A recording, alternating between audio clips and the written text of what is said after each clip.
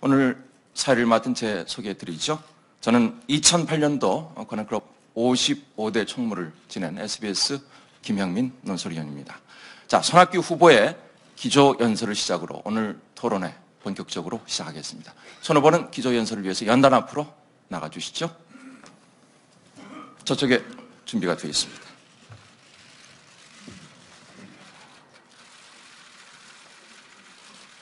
자, 손 후보 기조연설 시작하시기 전에 오늘 토론 규칙을 간단히 설명드립니다. 손 후보 3분 기조연설 들으신 이후에 손 후보와 패널들 간 질문 답변이 이어지겠습니다. 시간의 효율적인 이용을 위해서 질문은 1분 이내, 답변은 3분 이내에 해주시기 바라겠습니다. 자, 손 후보 준비되셨으면 기조연설 시작해 주십시오.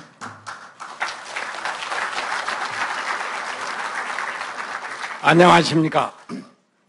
민주통합당 대통령 예비후보 손학규입니다. 저는 지난 6월 14일 세종대왕 동상 앞에서 대통령 출마를 선언했습니다. 민생과 통합으로 함께 잘 사는 나라를 만들어 저녁이 있는 삶을 돌려드리겠다고 약속했습니다. 이제 세상이 바뀌어야 합니다. 경제 성장을 위해 앞만 보고 달려왔던 대한민국 국민, 세계에서 가장 모범적인 압축 성장을 이룩했지만 그 속에서 인간은 경제의 도구로 전락했습니다. 노동자는 기계가 아니다라고 외치며 전태일 열사가 몸을 불살한 지 40년이 지났지만 아직도 우리의 은행 여직원들은 셔터문을 내리고도 서너 시간 이상 더 일을 해야 퇴근을 합니다. 같은 회사, 같은 공장에서 같은 일을 해도 하청회사 직원이라는 이유로 임금도 복지도 인간적 대우도 차별받고 있습니다. 바꾸겠습니다. 정권 교체를 통해 새로운 세상을 만들겠습니다. 복지국가를 열어가고 경제민주화를 이룩하겠습니다. 중소기업이 좋은 일자리를 더 많이 만들도록 적극 육성하겠습니다. 정의를 세워서 재벌과 대기업의 횡포와 반칙을 막겠습니다. 그리하여 지속가능한 성장을 이루고 완전 고용국가를 만들겠습니다. 정치를 복원해야 합니다. 한 줌의 특권층을 위한 정치가 아니라 대다수 국민을 위한 정치를 만들어야 합니다. 유럽발 경제위기가 가뜩이나 침체된 대한민국 경제에 먹구름으로, 검은 먹구름으로 다가오고 있습니다. IMF 위기보다 더 힘든 앞날이 기다리고 있습니다. 이러한 위기를 능히 이겨내고 미래를 볼 수 있는 통합의 지도다. 유능한 선장이 필요합니다. 감히 제가 맡아서 하겠다고 나섰습니다. 민주주의와 민생과 통합의 정신으로, 세종대왕의 정신으로 이 어려움을 국민과 함께 헤쳐나가겠습니다. 국민 여러분, 함께 해 주십시오. 감사합니다. 네. 민주통합당 손학규 예비후보의 기조연설을 들으셨습니다. 자, 이제부터 패널들과의 질문 응답 시간을 갖도록 하겠습니다. 오늘 이 시간 함께해 주실 네 분 패널을 소개해 드리죠. 여러분이 보시기에 왼쪽서부터 소개해 드리겠습니다. 윤정호 TV조선 정치부장 나오셨습니다. 그 왼쪽에 유인경 경향신문 선임 기자십니다. 네, 제 왼쪽에는 김희택 한겨레 논설위원이 자리에 함께하고 계십니다. 자, 마지막으로 진경호 서울신문 정치부장 소개합니다.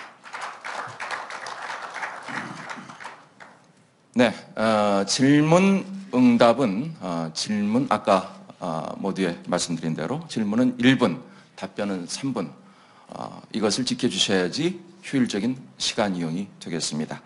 자, 이 패널들과의 질문 응답이 끝난 뒤에 지금 오늘 토론에 함께 해주시는 언론계 선배님들의 질문도 받아보겠습니다.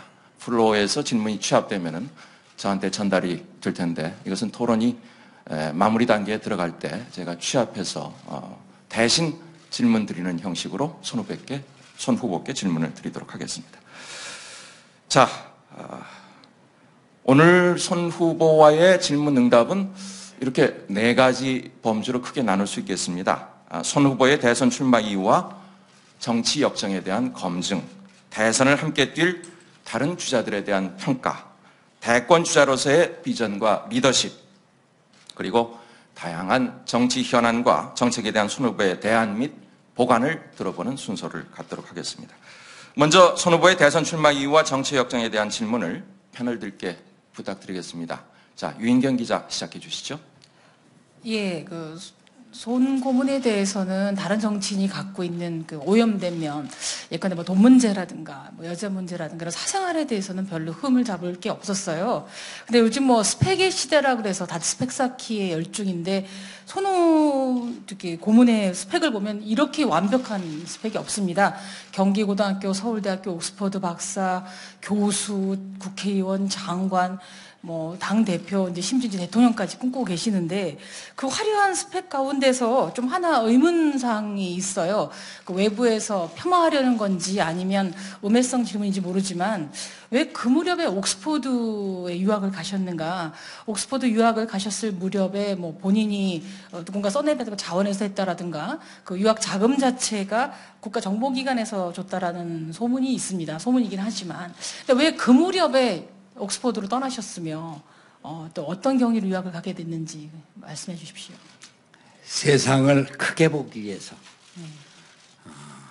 세계로 나간 거죠. 우리 민주화 운동을 하던 사람 중에 제가 제일 먼저 세상을 보러 나간 겁니다. 저는 민주화 운동 말기에, 유신 말기에 특히 국제관계의 중요성을 아주 뼈저리게 인식했습니다. 외국의 도움이 없었으면, 또 인권 관련해서 외국과의 커뮤니케이션이 없었으면 우리나라 민주화 운동 되지 않았을 겁니다. 그 역할을 제가 했습니다. 이제 유신 정권이 무너지고 서울의 봄이 왔을 때 이제는 좀 세계를 널리 알아야 되겠다, 이렇게 생각해서 나갔습니다. 친구들은 말렸습니다. 야, 우리 세상이 왔는데 너 어디 나가느냐. 그래, 우리 세상이 왔으니까 나는 그동안 고생했으니까 너희들 좀 일 좀 해라. 그러고 나갔습니다. 유학자금. 관훈 토론회에서 그런 얘기가 나올 줄은 잘 몰랐습니다. 네.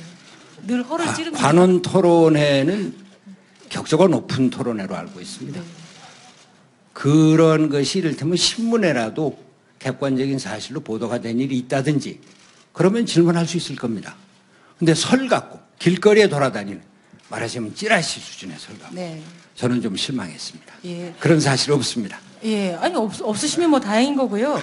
대통령 후보가 되시기 위해서는 더 많은 질문을 받으셔야 될 것 같습니다. 아니죠. 그런데 제가 그 말씀 좀 드리겠습니다.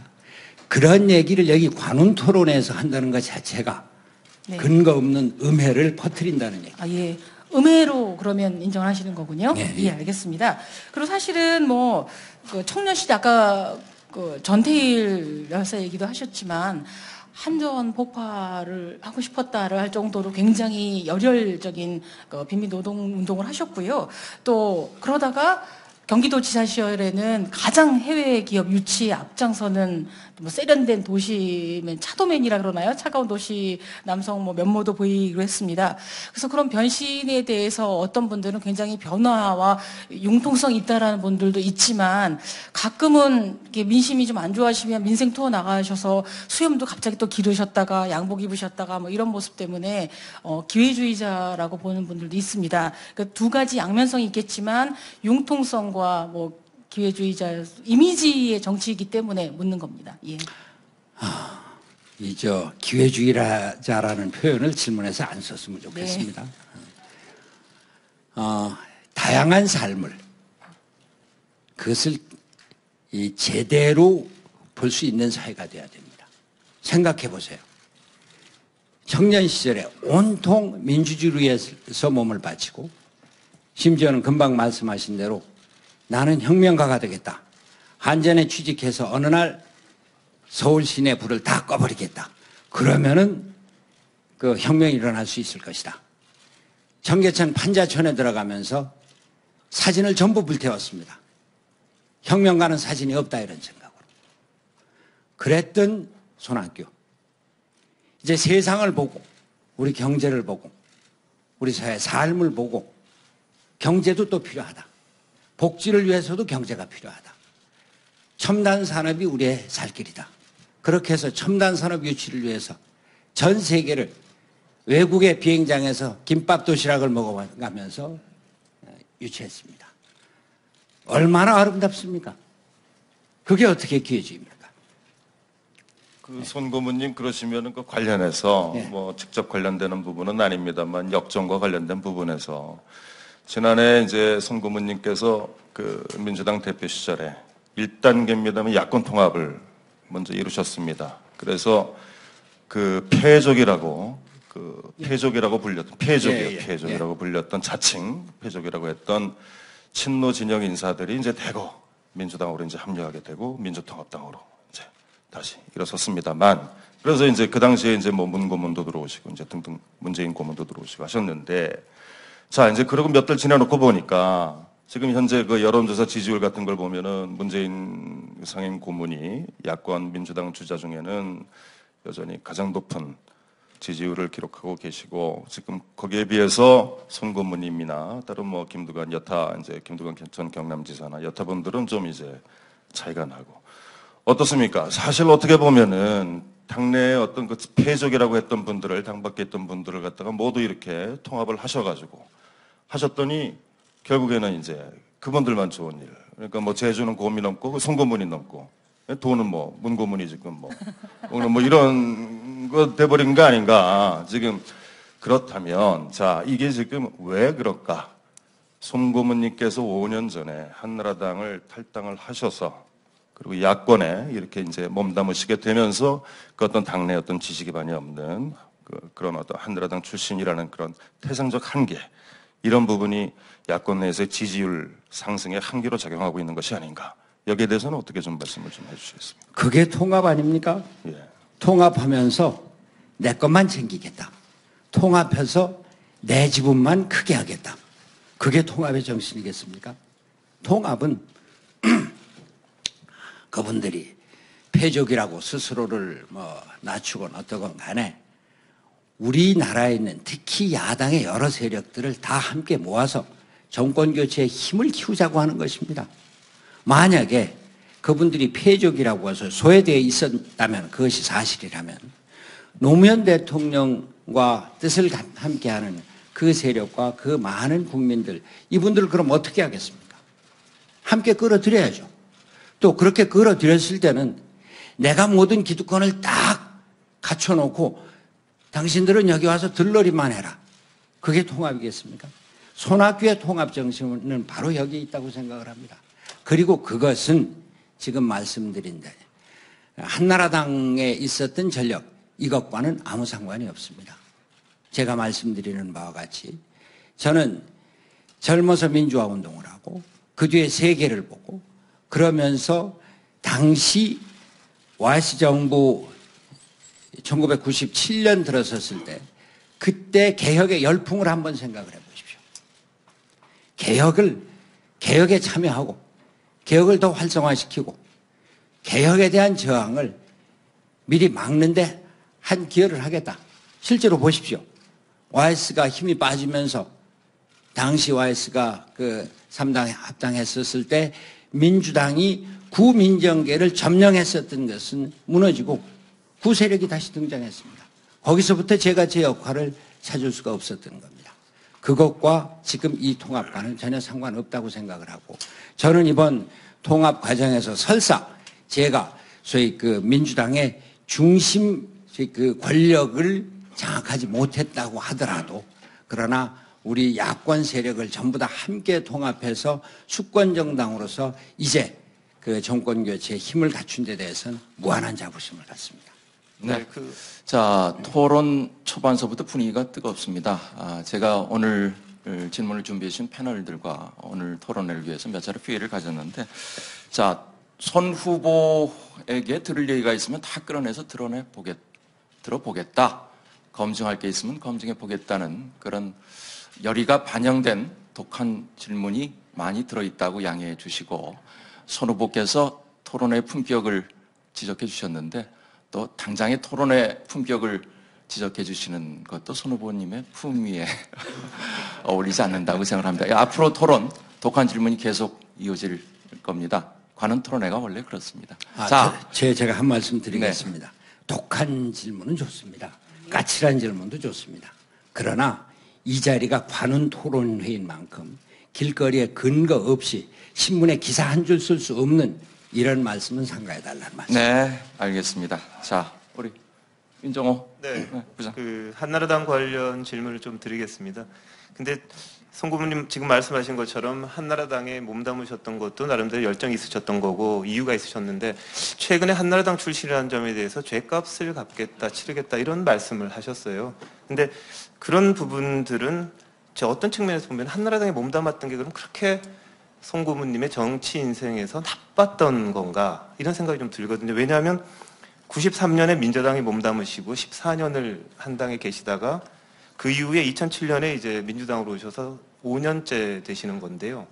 그렇다면 과거 3당 합당이 뭐 원죄가 됐다면 김영삼 대통령이나 이런 분들이, 그렇다면 김대중 대통령은 자민련의 김종필 총재와 공동 정권을 만드셨고요. 노무현 대통령은 색깔이 다른 정몽준 의원님과 같이 힘을 합치셨던 적도 있는데, 그렇다면 이건 그분들도 다 죗값을 갚아야 하는 건지 치러야 하는 건지. 제가 죗값을 치르겠다고 했었던 그 표현이 나온 그 사정을 좀 이해를 해 주시기 바랍니다. 김근태 국민. 그렇습니다. 김근태 의장이 내 친구로서 내가 자기하고 다른 길을 간 것, 한나라당으로 간 것, 이것에 대해서 못내 아쉬워하고, 또 김근태로서는 김근태 의장대로 아주 분명한 주견을 갖고 있는 사람으로 제가 그때 그 얘기를 했습니다. 김근태 의장과 YS가 민주주의자냐 아니냐 이런 거 갖고서는 심한 토론을 했었다, 이런 얘기를 했습니다. 김근태 의장이 갖고 있는 자기 생각을 속시원히 털지 못하고, 내가 그것을 제대로 이를테면 설득하지 못하고, 그리고 김근태는 못내 아쉬운 채로 눈을 감았을 것이다 라고 하는 차원의 말씀이었습니다. 그렇다면 그 부분에서요, 한나라당을 그럼 탈당하신 거에 대해서 지금 후회하시거나 뭐 그때 그냥 있을 걸 이렇게 생각하신 적은 없으십니까? 전혀요. 제가 말씀드렸죠. 저의 민주주의에 대한 그 삶, 또 그 어려운 서민들을 위한 삶, 노동자와 빈민을 위한 삶, 이것은 제가 청년 때나 영국에 있을 때나 교수로 있을 때나 한나라당에 있을 때나 지금이나 다 똑같다는 말씀을 드립니다. 그렇기 때문에 제가 한나라당에 있으면서 처음부터 끝까지 개혁 세력의 대표적인 인물로 인식이 되었고, 또 남북 관계만 하더라도 당시 저는 야당으로 있으면서 김대중 대통령의 햇볕 정책을 공개적으로 지지하고 실천을 했습니다. 경기도지사 현직에 있으면서 국가 균형 발전의 뜻에 찬동을 해서 세종시 건설에 찬성을 했습니다. 저의 일관된 삶을 저는 잡으로 생각하고 있습니다. 네. 자, 김희택 논설위원 질문 이어주시죠. 어제 김두관 전 지사께서 출마 선언을 하셨고요. 그래서 민주당에서 예비 후보로 되실 분들은 전부 다 선언을 끝내신 걸로 알고, 이른바 빅3라고 하시는 분들도 오늘 정동영 전 의원이 이제 출마 안 하신다고 이제 선언을 했기 때문에 출마하실 분들은 다 이제 정리가 됐다고 그럴까요? 모든 선언 절차나 이런 걸 끝낸 걸로 알고 있습니다. 그럴 때마다 언론에서 이제 지지하는 의원들, 어떤 분들이 지지를 한다는 이제 소개를 하고 하는데, 문재인 후보 같은 경우에도 보니까 한 20분 내지 30분 정도의 현역 의원들이 지지하신다고 이제 보도가 되고 있고, 오늘 아침 제가 보니까 김두관 후보도 11분, 한 분이 안 한다고 해서 10분을 줬다 그러긴 한데, 하여튼 그 정도 되시는 것 같고, 정세균 후보도 한 30분 이상이 지지하신다고 아마 이렇게 주장을 하시는 것 같습니다. 근데 이제 손 후보께서는 다른 후보들, 이른바 빅3 후보들 중에서도 대통령 선거에 이제 경선에 두 번째로 이제 출마하시고 대표까지 이제 지내신 분인데, 그런 경력을 이렇게 비춰보면은 지금 지지하시는 분이 한 10분 정도 되는 걸로 알고 있습니다. 그런 거에 비해서는 좀 적은 게 아닌가 하는 생각이 드는데요. 왜 그렇다고 생각하시는지요? 제가 아직 부족한 게 많겠죠.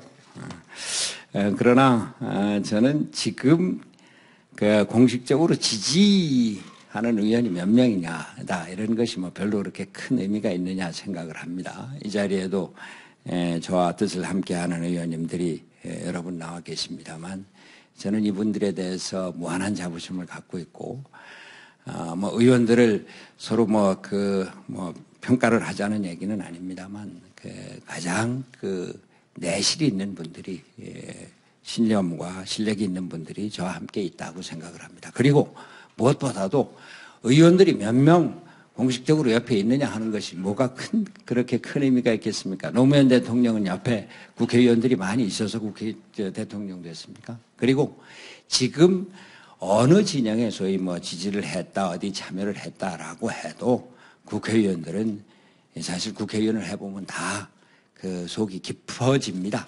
국회의원 되는 날부터 속이 깊어집니다. 그렇게 표현 안 합니다. 그 관련해서요. 그러면은 보충 질문이라고 이렇게 한 말씀 드리겠는데,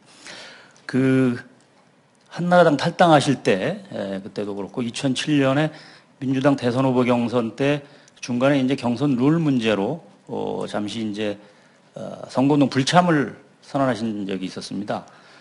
그때 알려지기는 중대한 결단을 하는 순간에 그 주변에 있는 분들, 측근이라고 그럴까, 이런 분들을 배제하고 혼자서 고민하고 결정하신 게 아니냐. 그래서 이런 문제들이 혹시 쌓여가지고 결국은 주변에 적극적인 지지위원이라고 그럴까요? 그런 분들도 부족한 게 아닌가, 이런 지적을 할 수 있을 것 같은데, 어떻게 생각하시는지요? 예. 이제 그런 지적 또 충고의 말씀 아주 겸허하게 받아들입니다. 다만 저는 그렇게 생각합니다. 정치 지도자의 중요한 결단은 물론 주변과 함께 의논하고 함께 가야 됩니다. 그러나 궁극적으로는 하늘과 대화하면서 결정하는 것이라고 생각을 합니다. 더더군다나 그것이 우리 주변에 어려움을 주거나 할 때, 이럴 때, 그 주변을 끌고 들어가는 것보다는 내가 모든 책임을 진다, 이런 자세가 필요하다. 저는 그런 생각을 해오고 있습니다. 네. 지지하는 의원들 숫자가 몇이냐, 의원들의 지지율을 질문하고 또 답변해 주셨는데, 사실 대권을 생각하는 주자로서 가장 중요한 것은 유권자 국민들의 지지 의사겠죠. 그것은 이제 그래서 지지율 조사를 각 언론 매체에서 수시로 합니다. 어찌 보면은 수시로 발표하는 여론조사 지지율 결과가 대권 주자들에 대한 중간 성적표라고 할 수 있겠죠. 자, 언론이 다투어서 양자 간 대결, 또 타자 간 대결을 상정해서 지지율 결과를 발표를 하는데, 자, 대선 레이스와 밀접한 상관관계가 있는 지지율 얘기 좀 더 이어가도록 해보겠습니다. 김희택 논설위원님 좀 해주시죠. 민주당 예비 후보분들 지지도가 이제 언론을 통해서 보도가 되고 있는데요. 대체적으로 박근혜 새누리당 예비 후보에 비해서 한 최소한 20%, 30%까지 뒤지는 조사도 있습니다만은 처지는 걸로 나오고 있고, 문재인 후보가 상대적으로 조금 낮긴 하지만 역시 많이 처지는 걸로 나오고 있습니다. 손 후보께서는 수도권 유권자가 부산 경남이나 이쪽 유권자에 비해서 한 3배 정도 많고, 또 부동층도 상대적으로 많기 때문에 수도권 후보가 더 경쟁력이 있다, 이런 말씀을 이제 하고 계시는 걸로 알고 있습니다. 그런데 손 후보의 지지율이 그러면 얼마나 높으신가 보면은, 지난번에 2일인가요? 한겨레신문 조사에서 2.4%로 나고, 오늘 아침에 이제 중앙일보에서 조사한 거는 1.9% 정도에 머무는 거로 나오고 있습니다. 그렇다면 수도권 지지율은 그러면 높게 나오는가 하는 차원에서 보면 수도권 지지율이 다른 후보에 비해서 그렇게 특별히 높다거나 그런 것도 아닌 것 같습니다. 그렇다면 수도권 후보론 자체가 설득력을 갖기 어려운 거 아닌가 그런 생각이 드는데 어떠신지요? 저는 수도권 후보론을 얘기하지는 않습니다. 내가 수도권이기 때문에 수도권에서 뭐 강세를 유지하고 있다. 이런 말씀은 제 기억으로는 한 일이 없습니다. 수도권을 얘기한 것은 오히려 지역구도가 이번 대통령 선거가 아니다. 이번 대통령 선거는 굳이 따지자면 계층구도가 될 것이다. 사회적인 격차가 심해지고 양극화가 심해진 그런 상황에서 중산층과 중간층 이 사람들의 그 표의 향배가 대통령 선거를 가름할 것이다. 지금 현재 지지율이 어떠하든지 간에 결국 양자 구도가 되면은 이번 선거 49대 51 선거가 될 겁니다. 그랬을 때 그 중간층의 핵심적인 표가 어디로 가는가 하는 것이 그 승패 향방을 가르게 되고 그것은 지난번 분당 선거 구도와 같은 것이 될 것이다. 그랬을 때 그 중산층 또 정치적인 중간층이 광범위하게 포진하고 있는 수도권의 표의 그 향배가 중요한 결정 요소가 될 것이다.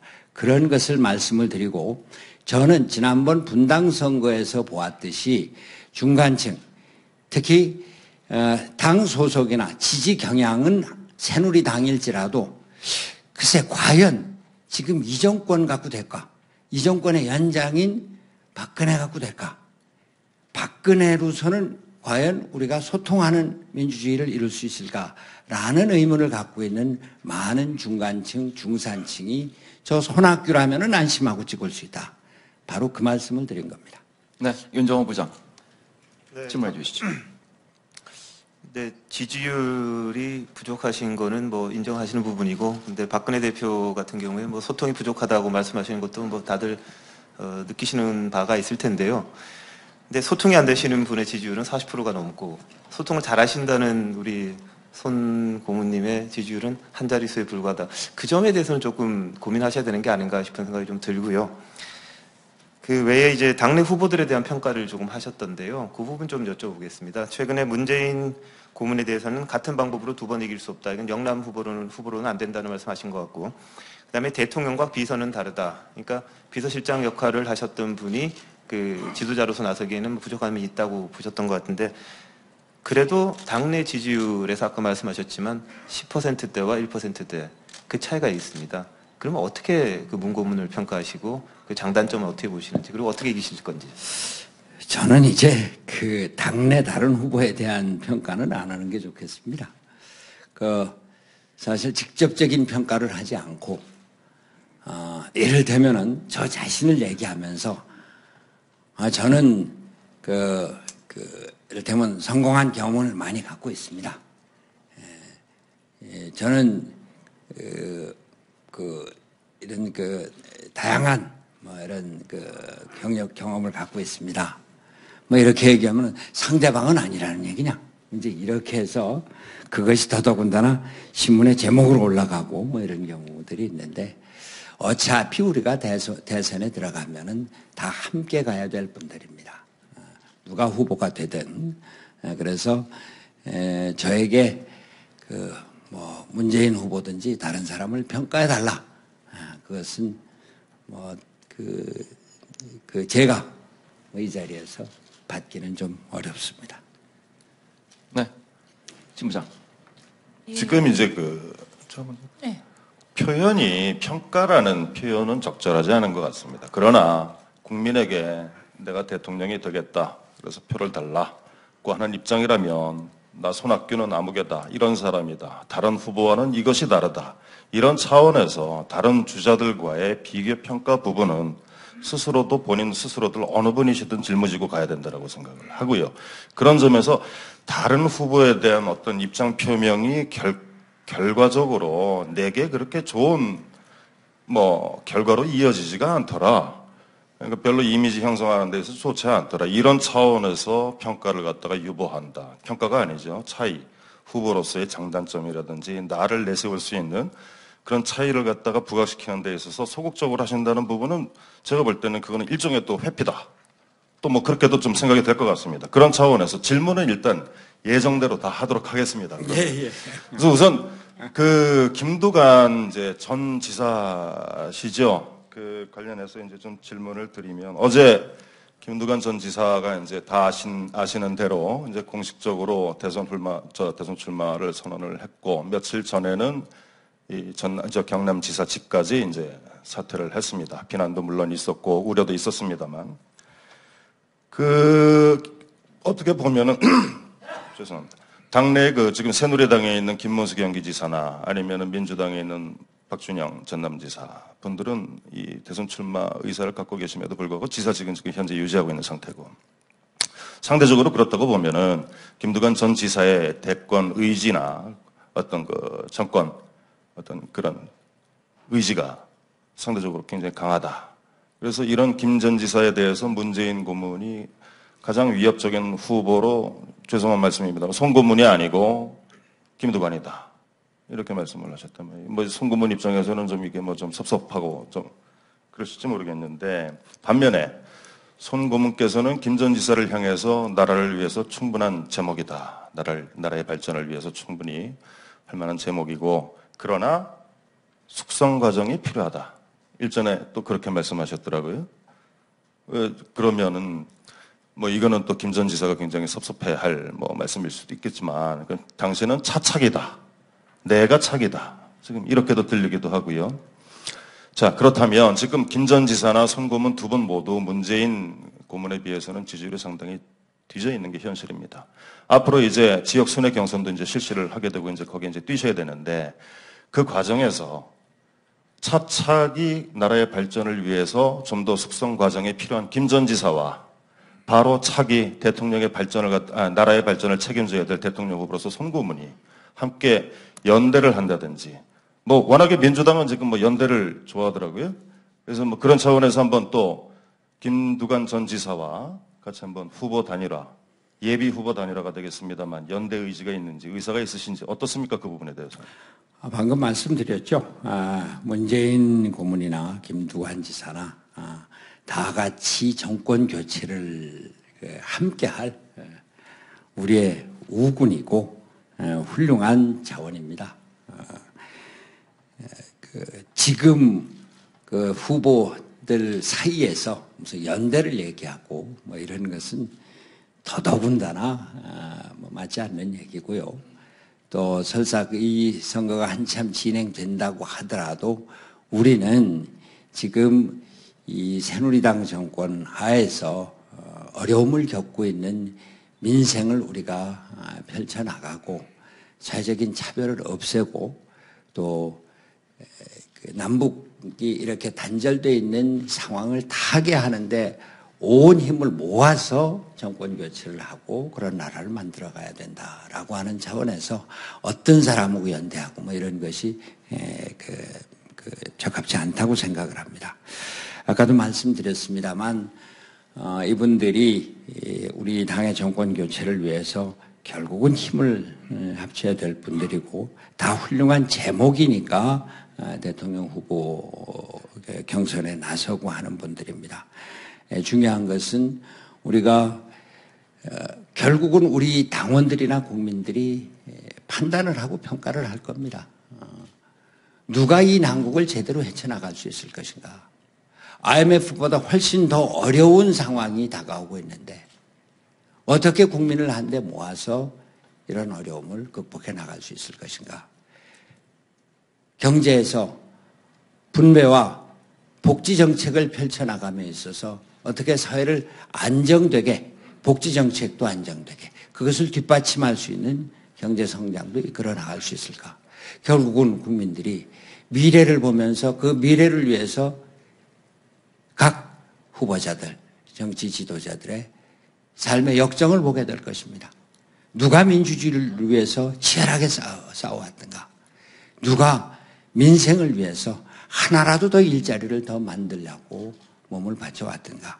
사회 통합과 우리 정치의 통합을 위해서 누가 어떠한 역할을 해왔던가? 자기 희생을 누가 했었던가? 보게 될 겁니다. 그러면은 결국 손학규를 택하게 될 것이다. 이렇게 생각합니다. 네. 토론 시작한 지 벌써 35분이 지났습니다. 패널들이 준비한 질문이 아직 상당히 많은데, 자, 토론의 효율적인 진행을 위해서 질문 1분, 답변 3분, 토론 규칙을 다시 한번 환기시켜 드립니다. 자, 유인경 기자 질문해 주시죠. 예, 민주당 내 경선 룰과 관련돼서 질문을 안 할 수가 없습니다. 경선 룰과 관련해서 각 후보 진영이 이런 식이라면 모바일로 된다면 문재인 후보가 되게 뻔하다라는 자괴감에 많이들 빠져 있다고 합니다. 그리고 최장집 교수님, 진보학자의 대표적인 최장집 교수님도 민주당에서 제일 폐해가 여러 차례 모바일 투표라고 이야기를 하셨거든요. 손학규 후보께서 향후 문제 이제 이 모바일 투표가 채택될 경우에는 아니면 채택되기 전에 어떻게 다른 후보들끼리라도 대안을 마련하실 생각이 있으신지 아니면 이런 문제점에 대해서는 대책을 갖고 있으신지 궁금합니다. 저는 우리 당 지도부의 집권 의지를 믿습니다. 정권 교체 의지를 믿습니다. 우리 당 지도부와 특히 경선 룰을 지금 검토하고 있는 경선관리위원회에서 어떠한 룰이 국민의 뜻에 가장 가까운 후보자를 만들어서 당선에 가깝게 본선 경쟁력이 있는 후보자를 선택하도록 할 것인가라는 점을 기준으로 해서 열심히 경선 룰을 만든다고 생각을 하고 전폭적으로 신뢰를 하고 모바일 경선에 대해서 많은 문제가 있으면 그것을 위한 보완 대책도 당에서 함께 마련해야 할 것이다. 그렇게 믿습니다. 그러니까 모바일 투표제를 하건 어떤 거는 당의 뜻에 따르시겠다는 겁니까? 불만이 예. 전혀 없으십니까? 그러니까 함께 당에서 네. 대선 본선 승리를 위한 가장 가까운 후보를 뽑을 수 있는 제도를 만들 것이다라고 믿는다는 거죠. 네. 이어서 그러면 사실은 많은 민주당의 후보들이 모두가 다 결국은 5%의 지지율이었던 박원순 후보를 서울시장으로 만든 안철수 씨에 대해서 굉장한 기대를 갖고 있습니다. 개별적으로 만나보면 결국 그분이 저와 손을 잡을 것이다. 제 손을 들어줄 것이다. 뭐 이런 얘기를 하고 있는데 어떻게 보면 너무나 이게 늦어져서 국민들도 안철수 피로증을 호소하는 지경에 이르게 된 것 같은데요. 손학규 후보께서는 인생의 선배이시기도 하고 또 서울 선배시기도 하니까 개별적으로 안철수 씨를 만나신다면 어떤 조언을 해주고 싶으십니까? 안철수 교수는 우리 사회의 아주 소중한 자원입니다. 컴퓨터에서 백신 역할을 하고 지금 정치적으로 백신 역할을 하고 있습니다. 우리 사회 정치에 대한 불신, 그 병리 현상 때문에 나타난 현상이 안철수 현상 아니겠습니까? 이러한 자원을 저희는 아주 소중하게 앞으로 우리 사회를 위한 백신 역할을 할 수 있도록 보호하고 또 그 적절한 역할을 맡겨야 된다고 생각합니다. 다만 지금 우리가 할 일은 안철수 교수 본인이 이렇다 저렇다 결정도 하지 않은 상태에서 이래라 저래라 재단하는 것이 안철수 교수에 대한 우리 사회의 소중한 자원에 대한 예의도 아니라고 생각합니다. 우리 민주당이 해야 될 일은 제1야당, 더더군다나 작년 말에 야권 대통합을 해서 금년 초에는 국민들이 새누리당보다 10% 이상 더 높은 지지까지 보여주면서 정권 교체에 대한 기대를 보여줬는데 우리가 제대로 국민을 살리겠습니다. 민생 우리가 살리겠습니다. 남북평화 우리가 하겠습니다. 사회통합 우리가 이루겠습니다. 중소기업 우리가 육성하겠습니다. 우리 이 청년들에게 일자리를 만들겠습니다. 안철수와 같은 사람을 우리 10명을 만들어서 우리나라 혁신 성장을 이루겠습니다.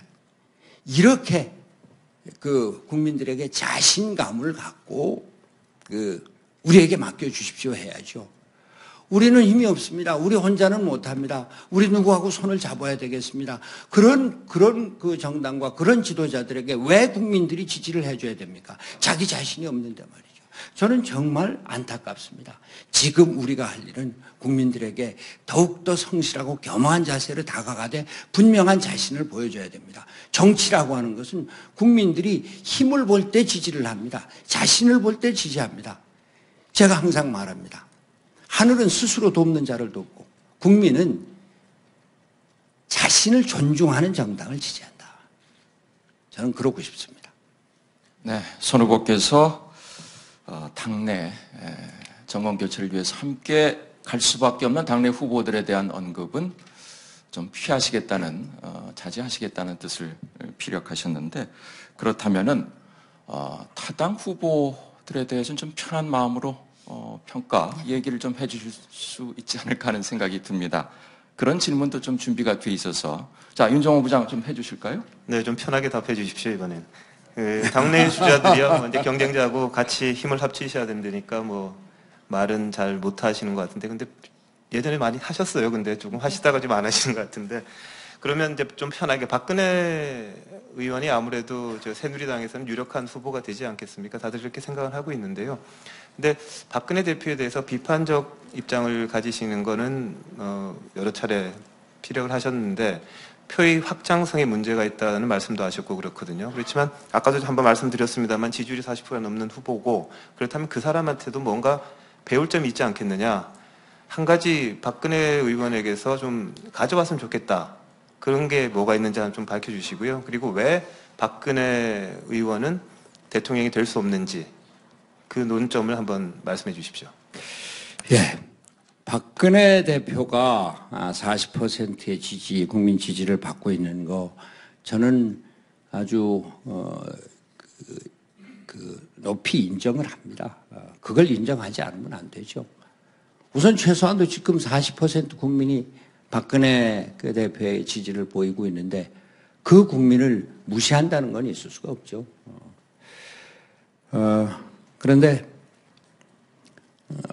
과연 박근혜 대표의 그 지지가 50%를 넘어갈 것인가 하는 데 대해서는 저는 강한 의문을 갖고 있고 그렇지 못할 것이라고 생각을 합니다. 왜? 저는 개인적으로는 박근혜 대표를 보면은 연민의 정을 느낍니다. 저분도 나와 같이 유신의 피해자다 이런 생각을 합니다.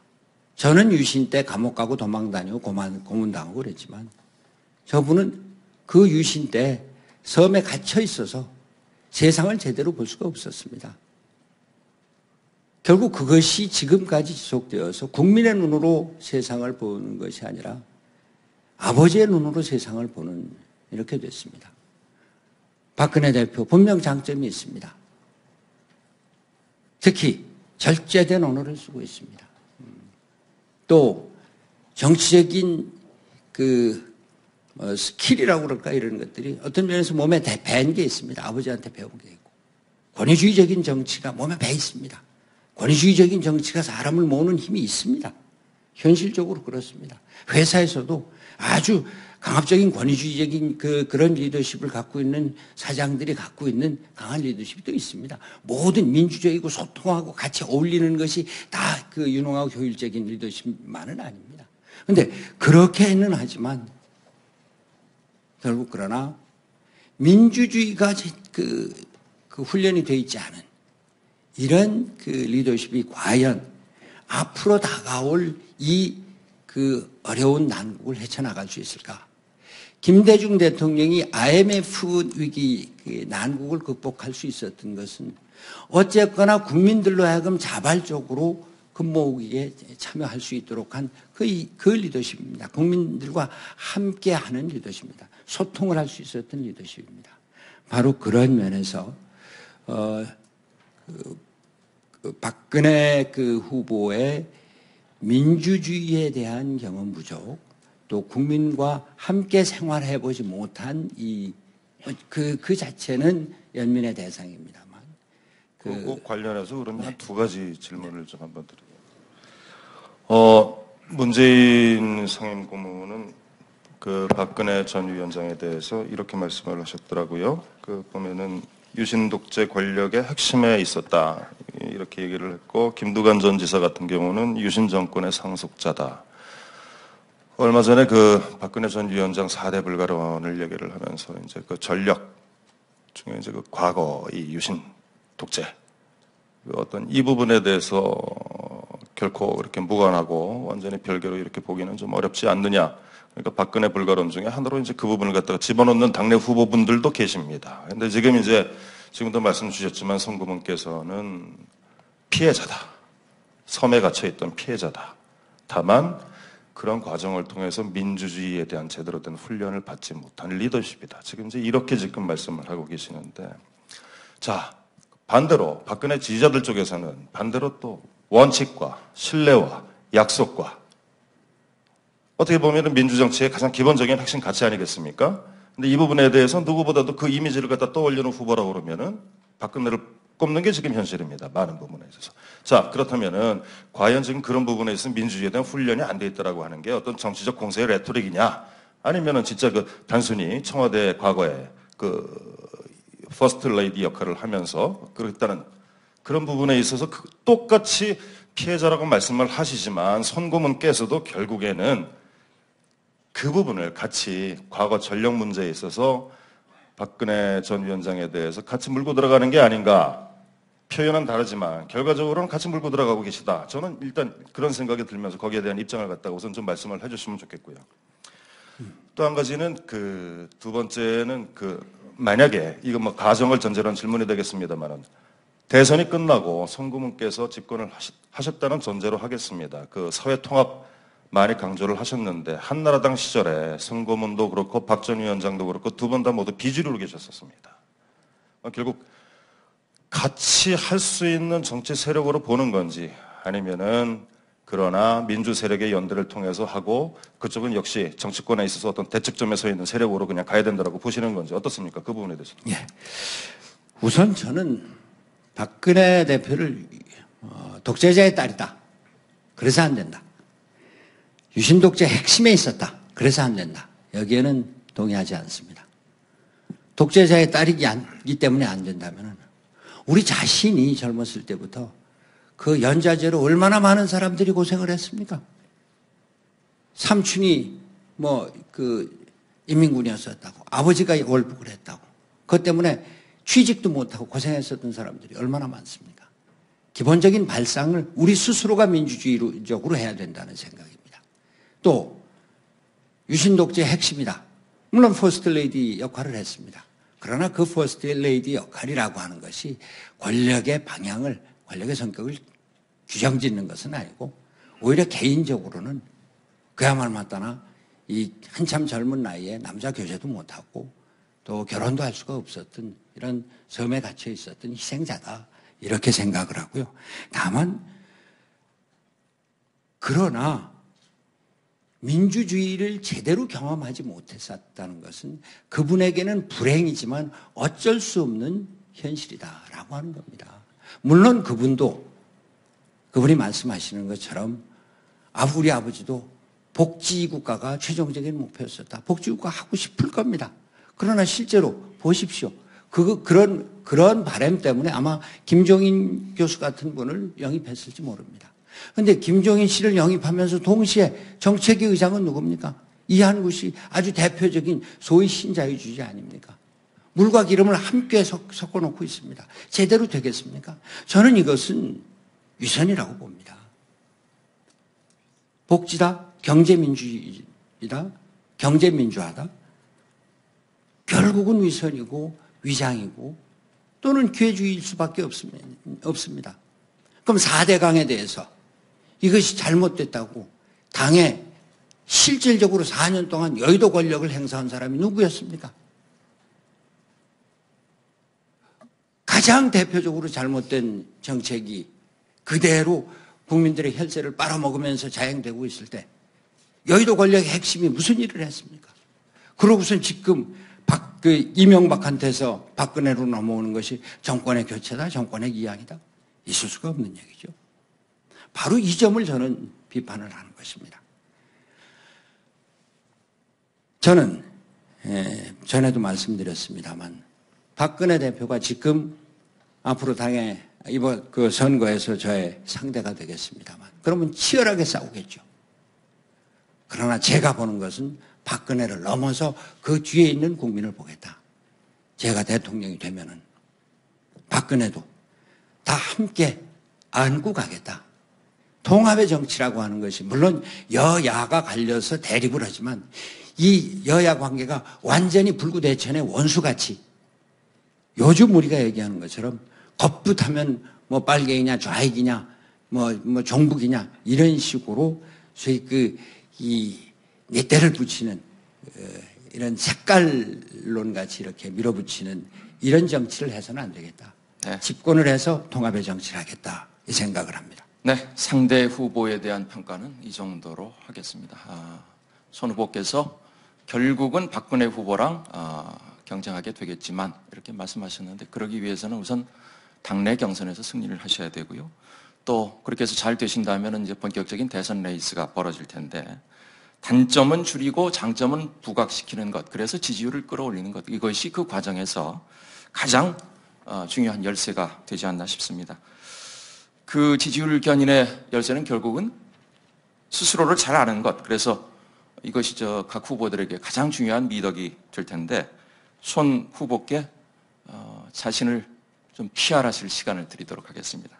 자신의 관점에서 본인의 가장 큰 장점, 강점은 뭔지 상대 후보들과 비교해서 말씀해 주셔도 되겠습니다. 아이고, 제 자랑을 하라고 그러니까 벼랑간에 제가 공격을 받을 때보다 훨씬 더 어렵네요. 저는 민주주의를 위해서 살아온 저에 대해서 무한한 자부심을 갖고 있습니다. 모든 것이 국민으로부터 나온다.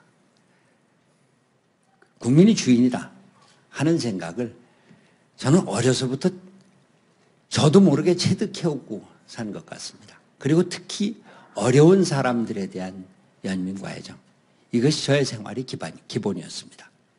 대학교 1학년부터 저녁 먹고 아주 틈틈이 남대문 시장 가서, 요즘은 그 노숙자라고 하지만 그때는 지게꾼이라고 하는 분들이 지게 기대해서 이렇게 잠을 자고 그랬습니다. 같이 가서 말을 붙이고, 포장도 없는 포장마차 막소주를 낮잔으로 마시고 낫같이 담배를 피우면서 해산 멍게를 핀을 펴서 이렇게 찍어 먹던, 이런데 항상 같이 가서 어울렸습니다. 대학교 2학년 때 무기정학 중에 데모를 또 해서 무기정학을 받았을 때 이 시간을 좀 효과적으로 보내자. 강원도 한백탄광에 가서 광부들과 같이 생활을 했습니다. 도망 다닐 때도 그냥 집에 숨어서 다닌 것이 아니라 원주에 가서 사과농장 과수원에서 일을 했고 합정동 철공소에서 일하면서 노동자들과 함께 생활을 했습니다. 민심대장정 100일 경기도지사를 마치고 다닌 것은 저는 우연이 아니라고 생각했습니다. 일이 그렇게 즐거웠습니다. 노동의 가치, 이것이 아주 고귀했습니다. 함께 일하는 공동체의 가치가 소중했습니다. 저는 이러한 것을 우리나라를 경영해 나가는 모든 정치, 경제, 사회 활동의 바탕으로 삼고자 합니다. 그것이 제가 어떤 다른 누구보다도 앞장서 있다고 하는 자부심이고, 바로 그래서 저는 항상 어려운 백성들과 함께하고 마음을 함께하고 실제 민정을 살폈던 세종대왕, 그리고 사람의 차별 없이 노비를 발탁을 해서 최고의 과학기술자로 만들고 자기 세자 책봉을 반대했었던 황희정승을 정승으로 발탁을 한 이런 사회 통합의 이런 리더십이야말로 지금 절실하게 요구된다. 거기에 대해서 지난 야권 대통합에서 보여주었듯이 그 어려운 중에도 뚝심을 갖고 끝까지 이뤄낸 것은, 이건 확고한 철학이 없으면 안 된다라고 하는 자부심을 갖고 있습니다. 네, 손학규 후보가 최근에 출판 기념회를 가졌습니다. 그것도 화제고요. 또 그 책의 제목, 저녁이 있는 삶, 굉장히 감성적인 제목인데 그것도 화제입니다. 관련해서 우리 유인경 기자가 질문해 주겠습니다. 예, 저녁이 있는 삶만이 아니라 마음 편한 세상, 뭐 이 얘기가 많은, 특히 여성들한테 뭐 가슴을 울린다, 너무 로맨틱해서 광고 문안인 줄 알았다라고 합니다. 저도 처음에 받아들일 때는 그랬는데, 곰곰 생각해 보니까 제 나이가 되면 저녁이 있는 삶이 참 공포스럽습니다.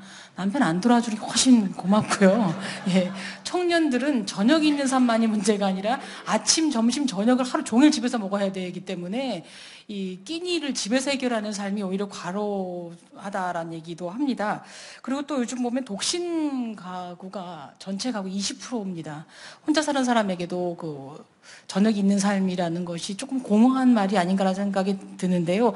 그 손학규 후보께서는 이렇게 항상 이렇게 좀 멋진 말씀도 참 많이 하시고 민생 탐방도 열심히 하셨는데 이게 제대로 된 민생 탐방이 나온 건가 아니면 진짜 어떻게 아파트 광고 문안 같이 좀 느껴져서 혹은 이런 그 카피라이터한테서 나온 게 아닌가라는 뭐 얘기도 합니다.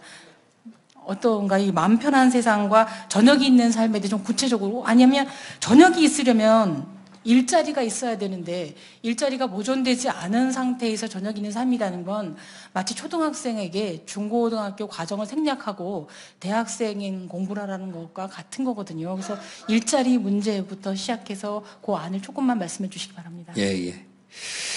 바로 일자리 문제에서부터 토론을 시작한 것이 저녁이 있는 삶까지 갔습니다. 네. 일자리는 모든 경제활동의 최종적인 목표다 저는 그렇게 생각합니다.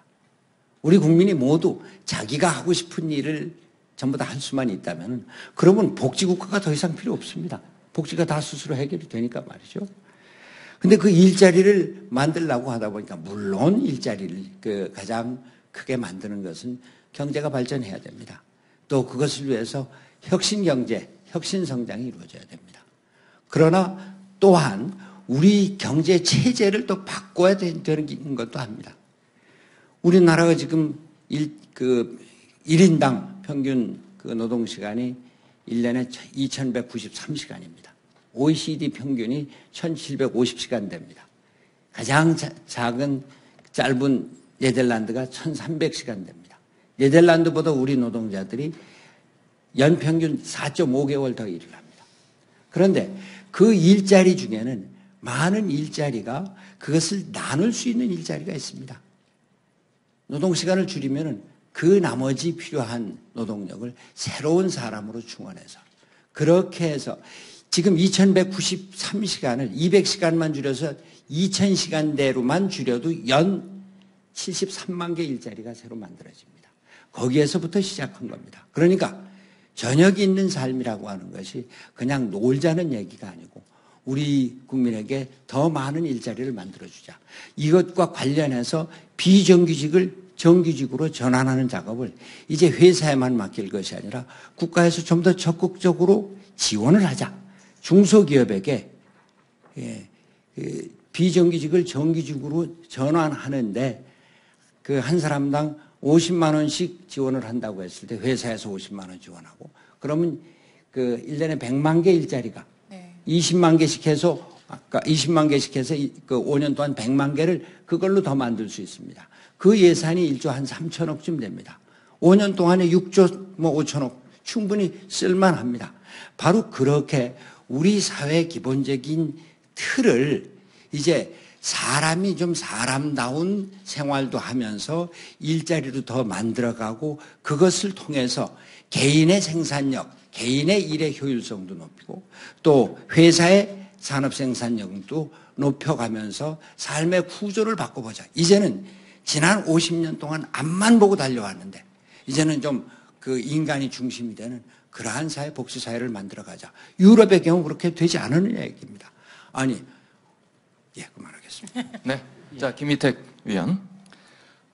요즘에 손 후보께서 긍정적인 말씀을 좀 많이 하시는 것 같은데요. 이번에는 내가 될 것 같다. 이제 이런 말씀도 어떤 인터뷰에서 하신 걸로 알고 있습니다. 지난번에 분당에서 당선되실 때 그리고 대표로서 그 시민사회하고 통합을 이뤄낼 때 지지도가 상당히 높게 올라간 적이 있었죠. 10대 후반까지 올라간 걸로 기억하고 있는데요. 그 이후에는 사실상 그 지지도가 올라가지 않고 있습니다. 지금 근데 당내 경선이 지금 한두 달 정도 밖에 남지 않은 상황입니다. 그래서 이렇게 긍정적인 그 전망을 하고 계신데도 불구하고 지지도가 올라가지 않고 있는데 이걸 무슨 뒤엎을 비장의 카드나 이런 거라도 갖고 계신지 한번 좀 여쭙고 싶습니다. 제일 답답한 질문이 그겁니다.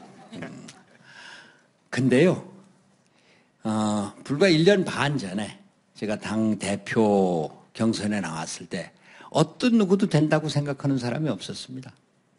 그때 지구당 위원장이 저에게 많이 확보가 되어 있습니까? 지지하는 국회의원들이 많았습니까? 제가 조직이 있었습니까? 돈이 있었습니까? 뿌리가 있었습니까? 근데 되더라고요. 저는 물론 될 거라는 확신을 갖고 나섰지만 또 안 돼도 내가 이번에 나서지 않으면 안 된다. 왜? 그때 민주당은 집권 의지가 없는 민주당이었습니다. 지난 대선 패배 이후에 그 좌절의 늪에서 아직 벗어나지 못하고 있었을 때입니다. 이명박 정권이 이렇게 실정을 하고 민생이 도탄에 빠져 있는데도 민주당이 우리가 집권하겠소 이렇게 나서지 못하고 있을 때였습니다. 그 활력을 불어넣어주기 위해서 내가 나선다 이렇게 생각했습니다. 그것이 시대정신입니다. 결국 우리 국민과 당원들이 원하고 있었던 거, 이 정도 되면 민주당이 나서야지 라고 하는 바람이 있었던 것, 그것을 제가 충족시켜 줬던 겁니다. 지금 제가 나서는 것, 물론 지지율이 낮고 합니다만 지금 현재로는 이미지 싸움의 결과라고 봅니다. 그러나 대선이 가까울수록 당내에서는 우리가 박근혜를 누가 이길 건가라고 하는 아주 구체적이고 실질적인 판단에 들어설수록 이제는 콘텐츠 싸움이 될 것입니다. 이미지와 콘텐츠 싸움에서는 당연히 콘텐츠가 이길 것이라고 생각합니다. 그래서 오늘 아침에도 제가 일어나서 저희 집사람하고 여보, 아무래도 내가 될 것 같아. 당신 준비 좀 더 해야 되겠어. 네. 자, 그럼 사모님의 반응은 어떠시던가요? 저희 집사람은 세상에 다 알려져 있는 거지만 겉으로 나서지는 않지만 저의 모든 것을 지지를 하고 성원을 해줘요. 자, 알겠습니다. 자, 그러면은 남은 시간 동안에 손 후보께서 콘텐츠에 강점이 있다고 좀 본인 스스로 말씀하셨어요. 남은 시간 동안에 좀 그 콘텐츠를 들여다보는 그런 시간을 갖도록 하겠습니다. 좀 큰 틀에서 리더십 그리고 그것과 연관된 정책들에 대해서 질문을 해주시면 좋겠습니다. 진경호 부장부터 시작해 보실까요? 손학규의 시대 정신이 뭐냐는 질문을 사실 드리려고 했습니다, 고모님께. 그러나 이제 지금 많은 답변 중에 사회통합이라든지 경제민주화, 복지 여러 부분에 있어서 그리고 콘텐츠를 갖춘 후보다, 준비되어 있는 후보다라는 말씀을 많이 주셔서 얼추 시대 정신이 뭐냐라는 부분에 대해서는 어느 정도 저 개인적으로는 좀 답변을 좀 들었다고 생각이 듭니다. 간단하게 그냥 질문을 좀 드리겠습니다. 사회통합 말씀하셨는데요. 지금 새누리당에서 쪽에서는 여러 가지 국회의원들 특권 폐지, 이런 민주당도 물론 마찬가지입니다만 하면서 대통령 사면권 제한 얘기가 좀 나오더라고요. 여러 가지 성격이 있습니다. 이 대통령 사면권이라는 거는 통치 행위이기도 하고, 그래서 어떤 사회 통합의 일정 부분 기여한 측면도 있습니다만, 그러나 부정부패 비리에 대한 어떤 사회적인 인식을 갖다가 해이하게 만드는 그런 요소로 지난 역사에서 작용해 온 것도 사실입니다. 장단점이 있을 거예요. 손 고문님은 집권을 하신다면 대통령이 갖고 있는 사면권 어떻게 하시겠습니까? 저는 대통령의 사면권 그 자체가 제도적으로 잘못됐다고 생각지는 않습니다. 제가 정치학을 조금 공부한 사람인데 세계 각국에는 아주 다양한 제도가 있습니다. 권력 구조는 더 다양합니다. 그런데 마치 우리가 조금 얘기가 빗나갑니다만 권력의 집중이 심하다. 대통령 제도에 문제가 있다. 그렇게 쉽게 얘기를 합니다. 그런데 우리가 말이죠. 길을 가다가 차가 앞에 막히는데 차 막혀 있으면 오른쪽에 좀 빈 길이 있으면 오른쪽으로 돕니다. 그러다 또 막히면 또 그 빈길로 갑니다. 그렇게 가면은 결국은 제대로 가는 것보다 훨씬 더 늦게 가는. 그러니까 지금 우리의 제도가 좀 문제가 있다고 해서 그것을 그냥 무조건 바꾸는 것이 능사는 아니다 이렇게 생각합니다. 중요한 것은 정치 문화입니다. 저는 사면권에 대해서 구체적으로 우리가 제한할 수 있는 것이 있으면 제한하는 것에 대해서 반대를 하지는 않습니다. 다만 우리가 제도를 통해서 뭘 바꾼다 이런 것보다 우리가 어떠한 리더를 제대로 뽑고 그러한 정치 문화를 만들어가는가 하는 것이 중요하고, 그러기 때문에 민주주의에 대한 훈련과 민주주의를 위해서 몸으로 싸우고 역사와 부딪혀온 그런 삶의 리더가 필요하다. 제가 대통령이 됐다. 사명권 결코 함부로 남용하지 않을 것입니다. 더더군다나 정치적인 목적으로 남용하지는 않을 겁니다. 어느 대통령도 사명권을 남용을 하겠다고 얘기하는 분들은 아무도 없을 겁니다. 지금 결국엔 제도적인 부분에 있어서 이 부분이 제대로 정립이 되지 않으면 정말 점잖지 못한 표현입니다만 엿장수 마음대로 이런 부분을 사면을 하고 말고, 그게 결국 뭐겠습니까? 법치가 이루어지지 않고 인치가 되고 있다라는 역대 정부에서 많은 비판을 받았던 대목들이 아닐 수가 없습니다. 지금 송 고문님 말씀도 뒤집어서 보면 함부로 남용하지 않겠다라고 말씀하시지만 비판적인 세력 입장에서 보면은 자기 마음대로 하겠다는 거 아니야? 라고 또 생각할 수 있는 부분 아니겠습니까? 제도적으로 제한돼야 된다라고 생각을 안 하십니까? 이 부분에 대해서는 확실하게 한번 말씀을 좀 해주십시오. 제도적으로 고칠 필요 없다? 대통령의 사면권이라고 하는 것은 국민이 대통령을 믿고 맡긴 대통령의 권한입니다. 바로 그렇기 때문에 대통령의 그 권한을 인위적으로 무슨 제한하는, 제가 어떤 부분에 대해서 어떻게 제한을 할지 그것이 필요하다고 하면은 그건 할 겁니다. 네, 그 그러나 정도로. 일률적으로 대통령이라고 하는 것은 불신의 대상이다. 저는 그렇게 생각해서는 우리나라 정치 발전이 있을 수 없다 이런 생각. 네, 알겠습니다. 최근에 불거진 구체적인 현안들, 그것에 대한 질문을 좀 해줬으면 좋겠습니다. 유인경 기자. 예, 일단 저는 손학규 후보님 하면 많은 분들이 합리적 있다, 균형 감각 있다는 이야기를 많이 하십니다. 왜냐하면 시노노 나마미 로마인 이야기를 쓴 작가가 얘기했듯이 균형 감각이라는 게 중간에 있는 회색층을 얘기하는 게 아니라 극과 극을 다 양극을 오갔던 사람이 체험해서 한 의견을 균형 감각이라고 하는데, 근데 최근에도 여기 가는클럽 우리 선배님들 와 계시지만 전에는 그렇게 안 나눠져 있는데 요새는 신문도 보수 언론, 진보 언론으로 나눠져서 정체성을 이야기하는 시대가 된 것 같습니다. 2000년에 손학규 후보께서 출간한 책의 제목이 진보적 자유주의라는 책이었어요. 근데 그 진보적 자유주의가 아직까지도 그 책 제목이 손학규 후보님이 뜻하는 이념이신지, 그리고 이게 지금 미국의 민주당 주류 세력인 현대적 자유주의인지 아니면 영국의 뉴리버럴즘인지 이런 것을 좀 밝혀주셔서 우리가 정체성을 좀 제대로 설립을 해야 손학규 후보에 대한 지지도가 좀 올라갈 것 같습니다. 의식이 존재를 규정하는 것이 아니라 존재가 의식을 규정한다 이런 말이 있습니다. 우리 사회적인 상황이 개인과 그 사회의 어떤 이념과 정치적인 사조를 결정하는 면에 있습니다. 제가 진보적 자유주의라고 하는 책을 쓴 것이 지금으로부터 12년 전입니다. 그때 회상을 해보시면 영국에는 토니 블레어, 미국에는 빌 클린턴이 한참 올라가고 있을 때입니다. 민주당이 자유주의 시장 경제적인 요소를 좀 더 적극적으로 수용을 해서 경제를 활성화시키고 있을 그런 때입니다. 저의 진보적 자유주의라고 하는 것도 당시 안토니 기든스의 제3의 길에 상당히 모델을 두고 있는 것이 사실이었습니다. 저는 기본적으로 청년의 어떤 라디칼한 손학규에서 이것을 어떻게 우리 현실에 제대로 적용시킬 것인가라고 하는 차원에서 이제 자유주의 시장 경제라고 하는 것은 이제 우리 사회의 대세다.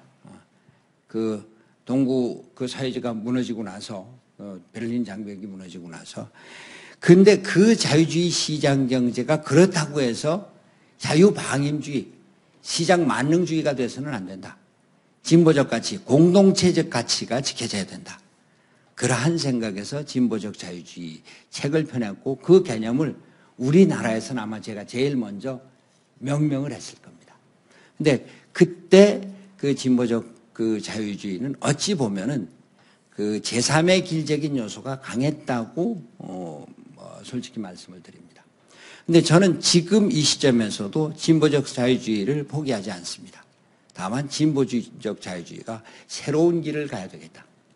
네. 그 신자유주의 그 10년에 우리 사회가 사회적인 격차가 심해지고 또 빈곤층이 심해지고 중산층이 무너지고 이러한 상황에서 복지국가의 요소가 좀 더 강력하게 개입이 되고 경제민주화가 좀 더 강력하게 들어가야 되겠다. 그것이 진보적 자유주의의 2012년의 새로운 길입니다.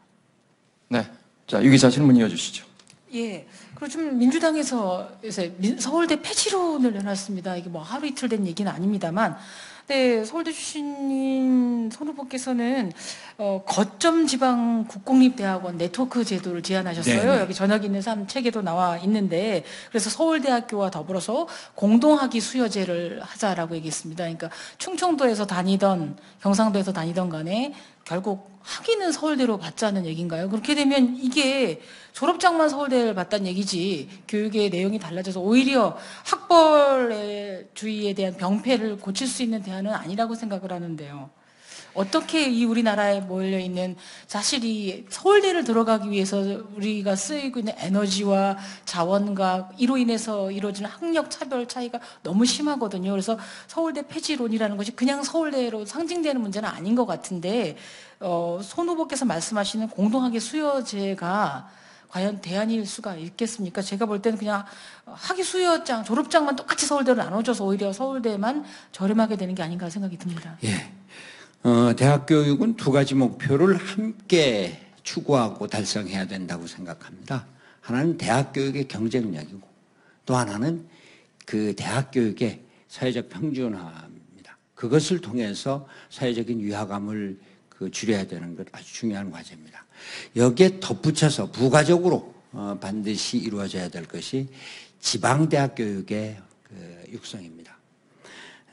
그 거점 지방 국공립대학의 공동학위제를 만들자라고 하는 것은 서울대학교가 갖고 있는 그 경쟁력을 그나마 죽이고 없애자는 얘기가 아닙니다.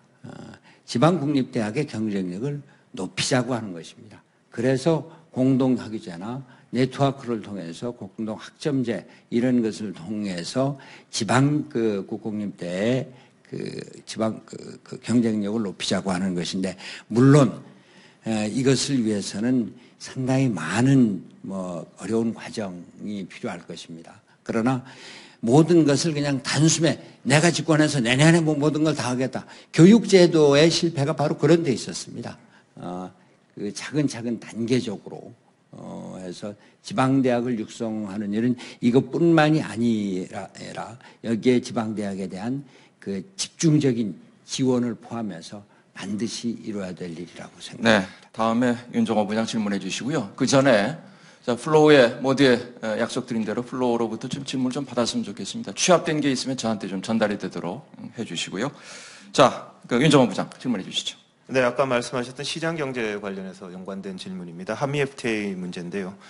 송 고문께서는 한나라당에 계실 때 한미 FTA가 되면 8만 개의 일자리가 사라질 것이다 이런 주장에 대해서 이게 시대 정신이 개방과 통합인데 무슨 소리냐 이렇게 말씀하셨다가 민주당 오셔가지고 한동안은 민주당이 왜 한미 FTA를 비준 안 하느냐는 잘못된 거다 그렇게 말씀하셨었거든요. 그러다가 대표가 되신 2010년 이후에는 전면 재검토를 또 말씀하셨습니다. 그런데 제가 생각할 때는 입장이 달라지신 건지 아니면 내용이 달라져서 그런 건지 좀 사람들이 혼돈스러운 부분이 좀 있거든요. 예. 그 부분에 대해서 한번 좀 말씀해 주시죠. 결론부터 말씀드리면은 제가 한나라당에 있을 때나 또 대표가 되기 전에나 대표가 된 후에나 일관된 입장입니다. 대표가 된 첫 번째 대표가 됐을 때나 두 번째 대표가 됐을 때나 이렇게 수정을 해야 되겠네요. 우리가 통상국가로 먹고 사는 한 세계적인 추세인 그 쌍무간 그 자유무역 그 협정, 그것은 피할 수 없다고 생각을 합니다. 거기서 우리만 벗어나서 우리만 살 수 있다, 그렇게 생각지 않습니다. 그게 기본입니다. 그렇기 때문에 저와 민주당은 그 한미 FTA 그 자체를 반대한 일은 없습니다. 당의 공식 입장은 말이죠. 개별 국회의원은 그런 경우가 있었습니다만, 다만 이명박 대통령이 참 씻을 수 없는 실수를 범했습니다. 집권하자마자 미국에 건너가서 쇠고기 협상을 졸속으로 국민들 아무런 논의 없이 한 거, 그것 때문에 촛불 시위가 일어나고, 그 상황에서 한미 FTA를 지금 있는 대로 체결 비준하자라고 하는 말을 할 수가 없었습니다. 그 다음에 어떤 일이 어떻게 일어날지 압니까? 한미 FTA 비준되고 나서 바로 쇠고기를 전부 다 전면 개방을 한다. 여기에 대한 대책도 없이 말이죠. 그런 상황이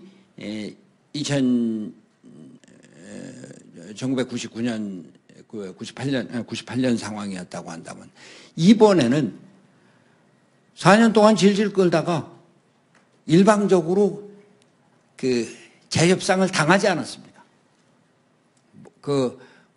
계약 부분에 있어서의 허가 특혜 연계에서 약간 의단했다고 그러지만, 그거야말로 제 발에 피고, 자동차 부분에서 대폭 양보를 하지 않았습니까? 한미 FTA의 이익의 균형이라고 하는 것이 우리 쪽에서 봤을 때는 자동차 부분이었습니다. 이걸 내줬으면은, 그럼 좋다. 그걸 불가피하게 내줄 수밖에 없었다면은, 우리 다른 거 좀 얻어갖고서는 이익의 균형을 맞춰야 될 거 아니냐. 그렇게 내놓은 것이 우리도 양보하고 그러면서 ISD 부분은 철폐해야 된다. 또, 그 제약에 있어서의 허가 특혜 연계 부분, 이거 다시 재협상해야 된다. 다른 나라에도 없는 일이다. 근데 그거를 못하고 있는 겁니다. 그래서 우리가 집권하면은 그 부분에 대해서 재협상을 하겠다. 그리고 이명박 대통령 자신도 그 부분은 다시 협상을 하겠다고 이미 공언한 바가 있습니다. 네, 근데 그런 부분들이 어떻게 보면은 논란거리가 있었던 부분이고요. 일부 언론에서는 노무현 정부 때의 FTA와 이명박 정부 FTA라는 게 10개 중에 1개 정도 차이가 나는 걸 가지고 왜 이렇게 확대 해석을 하느냐. 결국은 한미 FTA가 문제가 아니라 이 한미 관계를 고리로 삼아서 민주당이 여당을, 정부를 공격하는, 그리고 이게 표가 된다 싶었을 때 그걸 국민적 감정에 호소해서 거기서 표를 이끌어내려고 했다가 결국 총선에서는 역풍을 맞은 게 아니냐, 이런 결과도 나왔거든요. 그래서 당내에 존재하고 있는 반미에 관한, 또 한미 관계에 대한 바람직한 방향성, 이런 부분에 대해서는 송고문은 어떻게 생각하십니까? 혹시 일부 그런 이념적인 성향 때문에 한미 FTA를 반대하는 분이나 개인이 있을 수도 있겠죠. 그러나 중요한 것은 우리 거꾸로 생각해 봅시다. 왜 미국에서는 한미 FTA 협정 체결하고 4년이나 끌면서 결국 그쪽에 그 자동차 업계의 이익을 결과적으로 결국 들어줬습니까? 끈질기게. 그게 우리가 비준을 안 해서가 아닙니다. 그쪽이 질질 끌고 있었던 겁니다. 그쪽은 자기네 이익을 끝까지 관철하고, 왜 우리는 그거 못한다는 얘기입니까? 그러기 때문에 불균형 협정이라고 하는 것이고, 그러기 때문에 재협상 과정이 잘못됐다. 재협상 과정이 잘못됐으면 당연히 그 잘못된 것을 고치는 것이 국가의 일이죠. 그것이 당연히 야당의 몫이고 야당의 요구할 될 일이죠. 네. 다음 질문은 진경호 부장님 해주시죠. 허재를 좀 바꿔보겠습니다. 그러면은 지금 19대 국회 개원을 전후로 해가지고 이 통합진보당 이석기, 김재현 비례대표 두 의원이 정치권에서 많은 논란을 빚었습니다. 비례대표 경선 과정에서, 후보 경선 과정에서 불거진 절차적 잘못, 이런 부분들도 있었고, 어떤 이 두 의원이 했던 그런 종북 발언, 이른바 종북 발언에 대한 또 논란도 많이 있었습니다. 민주통합당이 오늘 아침에 어느 신문에서는 민주통합당에서 통합자를 빼고 좀 그냥 민주당으로 갔으면 좋겠다. 지금 손 고문 입장에서는 이게 아니 될 말씀인데요. 민주통합당을 만든 입장에서 보면은 야권 통합을 통해서 말이죠. 물론 통합진보당과의 연대는 추후에 이루어진 것입니다만, 어떻게 보십니까? 이석기, 김재현 두 의원의 어떤 지금 문제가 뭐가 문제고 본질이 뭐고 대선 전에 지금 국회에서 새누리당하고 민주통합당이 두 의원에 대한 자격 심사를 갖다가 진행을 하겠다. 그래서 그 결과에 따라서는 제명까지도 가능하게 지금 하고 있다고 합니다만은 이석기, 김재현 두 의원 문제는 대선 전에 정리가 돼야 된다고 보십니까? 어떻습니까? 우선 민주통합당에서 통합자를 빼는 것을 손 대표는 섭섭하게 생각할지 모른다 이런 말씀을 하셨는데 그렇지 않고요. 저는 그 처음에 통합을 할 때 당명을 민주통합당으로 하고 약칭 민주당으로 한다라고 분명히 명기를 했습니다. 그것이 우리 민주당 측 그 당원들의 마음을 상당히 안심시켜 준 것도 사실이고요. 저는 그때 약칭 민주당이라고 괄호 안에 넣을 때 앞으로 당의 명칭은 다시 민주당으로 갈 것이다 라고 하는 기대가 있었습니다.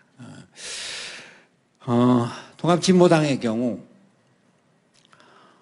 저는 그 진보는 제대로 해야 된다는 생각입니다. 진보의 기본이 민주주의입니다. 왜? 사회적 약자를 보호하는 것이 진보고 국민이 함께 갈 수 있도록 함께 잘 사는 그 삶의 질과 수준을 개선하는 것이 진보의 길입니다. 바로 그런 차원에서 진보야말로 민주주의를 철저히 지켜야 된다는 생각입니다. 민주주의를 부정하고 민주주의를 우습게 하는 진보, 그것은 결코 진짜 진보가 아닙니다. 가짜 진보입니다. 그 가짜 진보, 그 껍데기는 벗겨내야 된다. 그래서 진짜 진보, 제대로 된 사회적 약자와 국민과 함께 가는 진보, 이렇게 자기 쇄신을 해야 된다. 그 자기 쇄신 과정에서 더더군다나 민주적인 절차가 현저하게 잘못된 것이 드러난 마당에서 그 두 분은 정말 진정한 진보를 원한다면 스스로 물러나서 진보당이 자기 쇄신의 길을 갈 수 있도록 길을 열어줘야 하고 바로 그러한 과정에서 민주 세력이 함께 손을 잡고 갈 수 있는 그런 환경을 조성해 줘야 된다 이렇게 생각합니다. 네, 자 토론을 마무리할 시간이 다 됐습니다. 그래서 플로어로부터 받은 질문 몇 개가 있습니다만은 하나만 소개해드리도록 하겠습니다.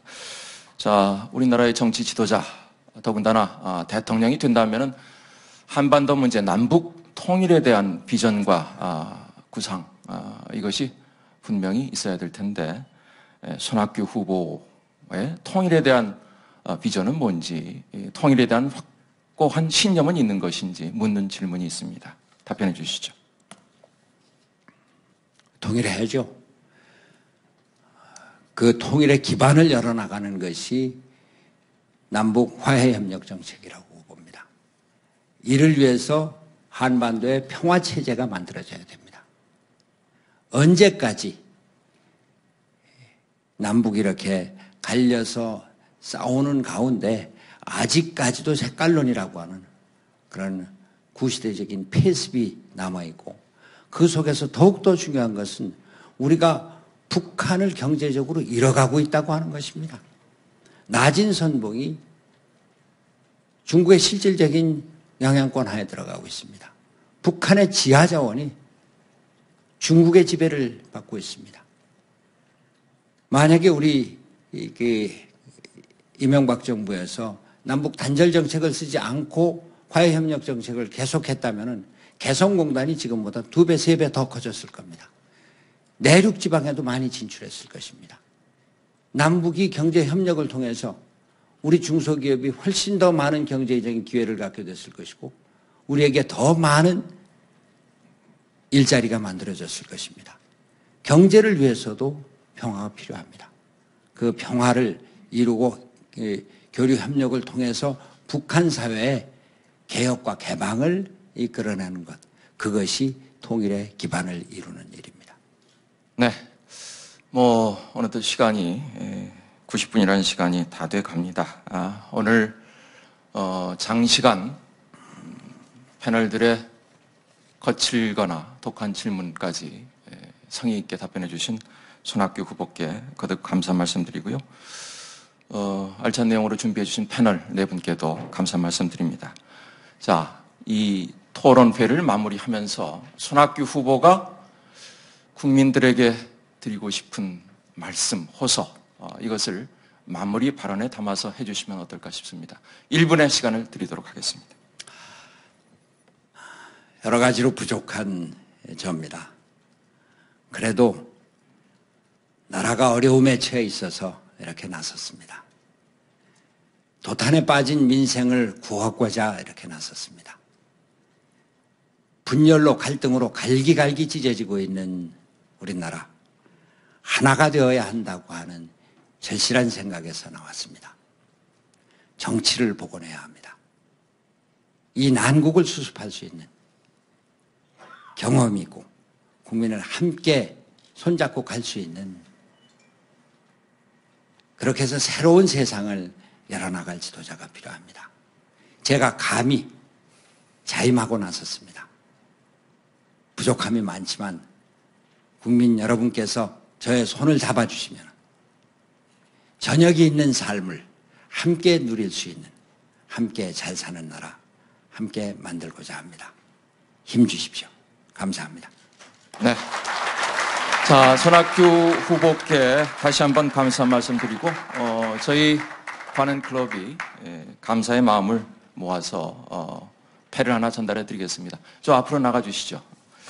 관현클럽 총무 김민배 총무가 우리 손학규 민주통합당 대선 예비 후보께 기념패를 전달해 드리도록 하겠습니다. 예, 제가 그 기념패 내용을 읽어드리겠습니다. 기념패 손학규 민주통합당